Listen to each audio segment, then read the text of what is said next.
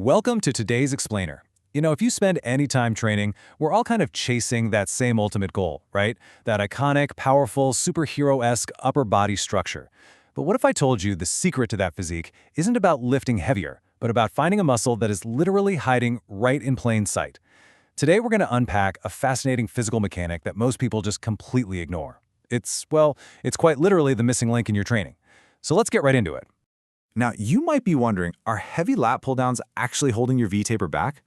I know, it sounds totally counterintuitive, right? Like, no way. You're putting in the work. You're sweating through all those traditional heavy back and shoulder workouts. You're moving the weight, trying desperately to build that classic V-taper. But maybe you've hit a frustrating plateau. Despite all those heavy rows, the presses, the pull-downs, that tight, highly structured aesthetic just isn't showing up the way you'd expect. So what if the very movements you rely on to build width are actually the exact things putting a ceiling on your progress? Okay, let's dive into this because we really need to look at the disconnect here. On one hand, you have your standard workout staples, heavy lat pull-downs and shoulder presses. These are fantastic compound movements, no doubt about it, absolutely crucial. But on the other hand, you have the ultimate goal, that pristine V-taper physique. And our source material makes a really bold claim about this relationship. It tells us we need to stop chasing the V-taper by relying only on these heavy lat and shoulder movements. The data shows this massive gap between the heavy lifting you're doing and the precise aesthetic result you're missing out on. And here's exactly what's causing that gap. The data points out a pretty blunt truth about our typical routines. You are completely ignoring the single muscle that actually frames your torso and cinches your waist. Think of it like trying to build a massive, impressive house, but completely forgetting to put up the load-bearing studs, You're working everything else, the roof, the floors, the siding, but you're leaving out the actual anatomical frame. If you want your waist to look tighter and your torso to look powerful, ignoring the muscle responsible for structurally cinching that area, well, it's a fundamental glaring flaw on the routine. Meet your secret weapon, the serratus anterior. Now, what's really interesting about this slide is mechanically introducing this hidden gem. Geographically, it sits right there on your upper ribs, kind of wrapping around the side of your chest. Mechanically, it has a highly specific job.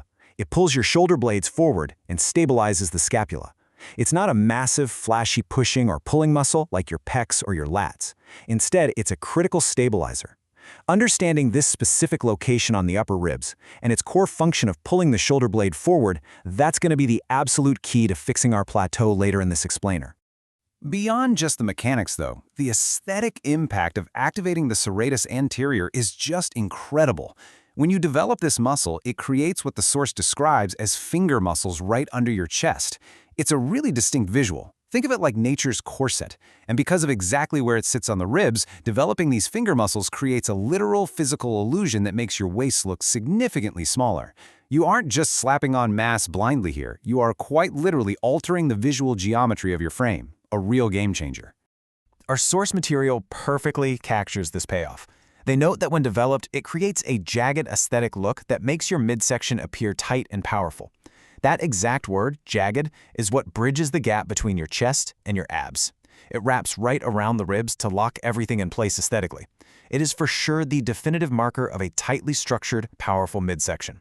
When you see someone with that elite, chiseled torso, it's almost always the serratus popping that gives them that finished superhero look. So why isn't this muscle growing despite all your hard work? Well, the crucial point is the core mistake we're making, and it's honestly a bit of a tragic irony. Locked scapula movements. Remember those heavy lat pull-downs and shoulder presses we talked about earlier? During those heavy lifts, you are actively locking your shoulder blades in place to create a stable base to push or pull from. But because the serratus anterior's entire job is to pull the shoulder blade forward, keeping your scapula locked down means you are keeping the serratus completely dormant. The very exercises you're doing to build a massive back are actively turning off your primary framing muscle. You're essentially putting it to sleep. Let's move to and see how this builds into our highly specific, actionable solution. If the problem is a locked shoulder blade, the fix obviously requires movement of the scapula. The data gives us two specific variations of the exact same mechanical fix, the serratus crunch or the protraction reach. This right here is the absolute antidote to those lockdown heavy lifts. To wake up that dormant muscle, we have to isolate that specific forward reach of the shoulder blade, bringing the scapula smoothly right around the rib cage. Okay, let's coach through exactly how to execute this properly, step by step, because strict form is literally everything here. First, lie flat on your back and hold a light dumbbell straight up toward the ceiling. Second, and I really cannot stress this enough, keep your arm perfectly straight. Seriously, do not bend that elbow. Actually, scratch that. If you bend it even a millimeter, it just becomes a triceps exercise and ruins the whole shebang. Third, you're going to reach that weight even higher, but you're doing this by moving only your shoulder blade off the floor. Keep your back glued down.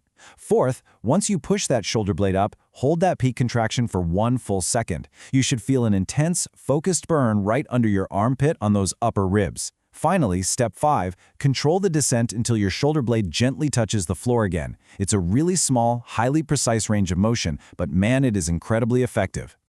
Master this exact strict movement, because it is your missing link. And this brilliantly illustrates how it's not about throwing ego-lifting weights around. It's about the precise mechanical unlocking of that shoulder blade. By taking a light dumbbell and mastering this exact reaching movement, you are finally activating the very frame of your torso. The source makes it crystal clear. Apply this to your routine today. Wake up that dormant muscle and watch your frame literally transform as you lock in that cinched waist and jagged aesthetic. It's these small, intelligent details that create the massive changes. So we've uncovered the hidden mechanics of the serratus anterior, we've identified the trap of locked scapula training, and we've broken down the exact steps to fix it. The blueprint is right in front of you. So what does this all mean for you? The only question left is, are you going to keep relying on the same heavy pull-downs and wondering why your waist doesn't look tighter, or are you ready to embrace the reach and finally unlock the missing piece of your physique? Take this knowledge straight to the gym, test it out, feel that specific burn under the armpit, and see the difference for yourself. Thanks for joining me for this explainer, and keep learning.